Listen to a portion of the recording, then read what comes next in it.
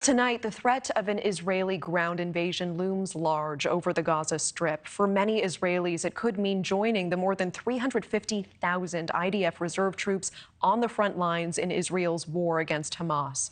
One man already served in the Israeli forces and now is in London studying for his MBA.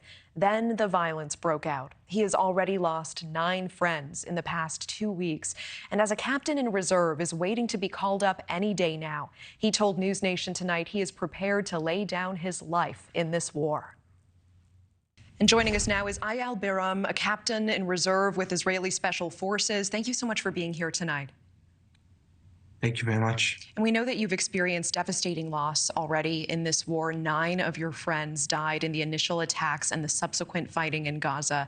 What have your loved ones experienced over the past 2 weeks? When my friends arrived to the Gaza border area, it was on Saturday, 6:30 in the morning, just after Hamas launched their terror attack. And they saw the tragedy that I think human being cannot even imagine. They entered the villages. That they saw people slaughtered in the houses. They saw babies that were beheaded, women that were cut in their stomach when they were in the 8 months of pregnancy, and different things that I think it's better even not to explain here on TV, rather just saying that the situation that they faced and they never imagined that a human being do it for another human being cannot happen in any other organization that is ISIS or worse. And this is part of the first few hours when they just arrived, and unfortunately 9 of my friends were killed there during the battle to get control over the villages and over the Music Peace Festival. What was the feeling in your body? What went through your mind? I was shocked. I was terrified, and I was afraid, thinking about my friends, about my families. They're all there in the same distance. They've all been shot by missiles at that time. They all faced the situation when their life was in danger.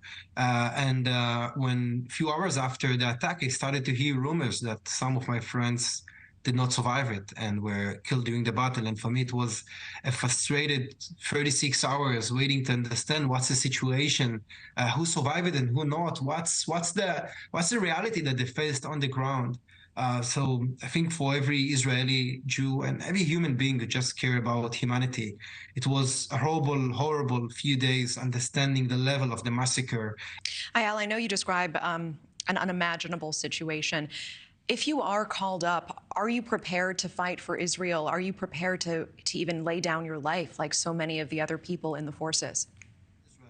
I do understand that I may need to put my life and my friend's life before the country, and I take it into consideration because I do believe that we don't have any other option.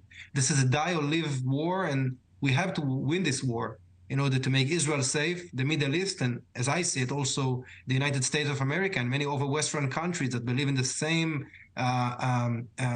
democratic and freedom values. Okay. Eyal Biram, I truly appreciate your time tonight. Wishing you and your friends safety and health. Thank you so much. Thank you very much, Natasha.